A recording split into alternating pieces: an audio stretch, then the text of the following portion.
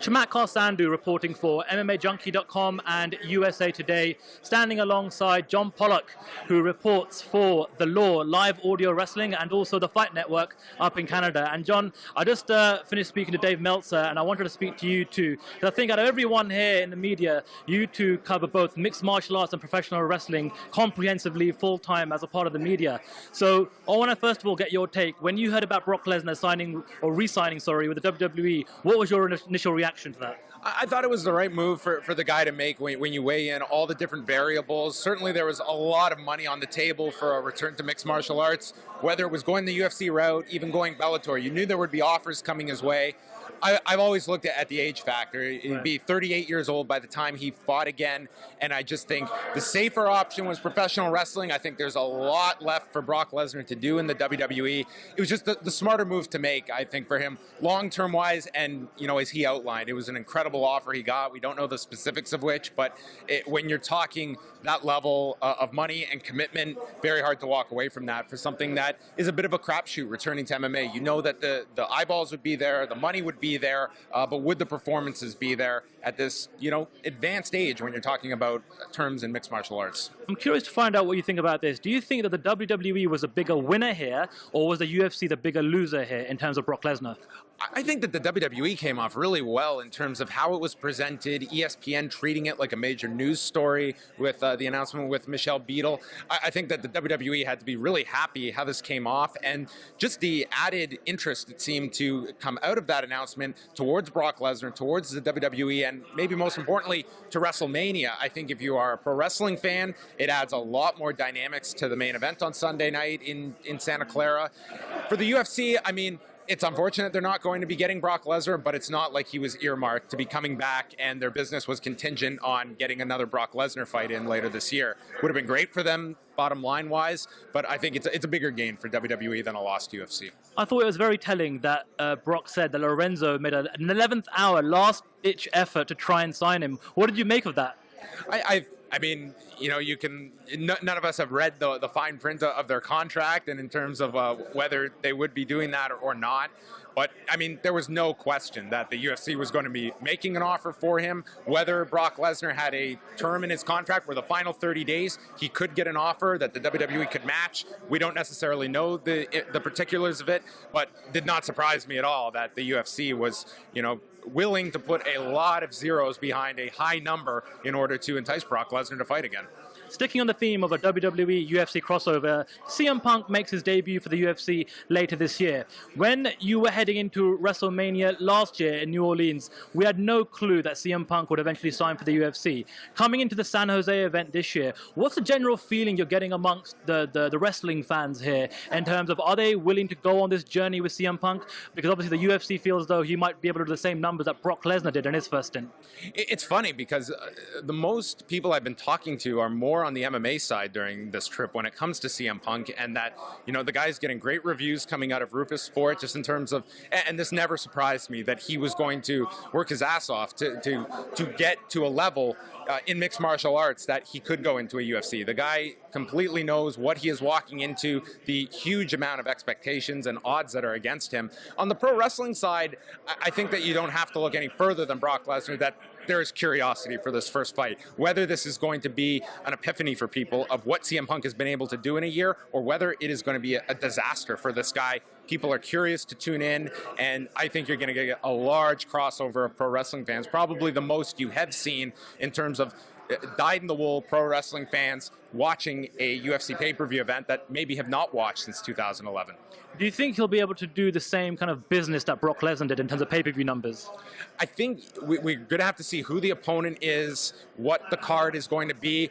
Like, let's throw out the idea of the year-end card in December, and that might be wishful thinking even that he would be ready that early at the end of December. It's a big card. You throw a title fight on there, and he is either second or third from the top and has that support with him. It could be a gigantic pay-per-view. him alone on pay-per-view, I don't see them going that way because I think he is going to be complementing something on a pay-per-view card. But I think that you are going to get a really big number. I think the Ronda Rousey Katzengano fight surprised me in terms of how much business that card did. And I think that when you have an attraction, when you have a fight that people are genuinely intrigued by with larger-than-life personalities, it's hard to predict what the ceiling is until we get into those last couple of days going into a fight. But I think it's going to do very well. Let's talk about the biggest thing right now in the UFC. This Aldo McGregor press tour that's literally global. Yes.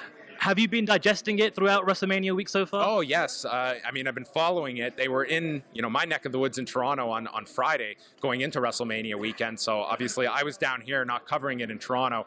It's been incredible. That first episode of Embedded to me was one of the best promotional programs, and it was 7 minutes and 2 seconds. I think you watch that and you are sold on this fight. I think you throw into the fact that this is International Fight Week. There's another title fight on this card. It's going to be a big show regardless, but make no mistake about it. At this stage of the game, it is Aldo and McGregor carrying this, and it's not, to me, all McGregor. I think the key line in that Embedded episode was Jose Aldo, and you hear him, "I'm really mad now." I think this is going to take Jose Aldo up to another level that we haven't seen from him business-wise. He's got the right opponent in Conor McGregor. I think that it's going to be a huge fight in July. Well, they're in my neck of the woods on Monday in London, so I'm a bit gutted I'm not going to be there to cover that one. But I am here in They wait for the worst times for you. I know, right? Exactly. But let's put the numbers aside. Embedded, broken records. They're talking about a 7 million gate at the MGM Grand, which will be a new US record. Let's put the numbers aside for 1 second. Is McGregor getting under Aldo's skin, in your opinion? I mean, you watch all the videos and stuff. I mean, I never put too much into that idea of is a guy getting under someone else's skin. I mean, let's just break it down completely. You are preparing for a fight at the highest level of mixed martial arts. So obviously it's very personal for these guys. You are talking about 10 plus weeks where they are going into the gym with one single human being in mind, and that is the opponent that is training equally, if not more so than them, to defeat them. So I think that automatically there's skin in the game for these fighters on any level you want to look at in the UFC, outside organizations. So I think that emotional connection, when the viewer at home believes it's personal, it doesn't even matter if it is or isn't for the fighter in question. It's the guy at home that is looking and saying, man, Jose Aldo is pissed. I need to see this fight. Once you hit that level of emotion, that's when you're starting to look at big numbers. And a big roundabout way to your answer is that I can't tell where Jose Aldo's head is at, but at the same time, I don't think it really matters because the people at home believe that this is the most personal fight Jose Aldo has ever entered into. Dana White has said that this is the most money they've ever spent promoting a fight, and he even said that he feels though this is going to break 1 million pay-per-view buys. Do you think it breaks 1 million? My prediction now, a few months out from the fight, is around 800,000. And some people have told me that that's shooting too high. I don't think it is at this point.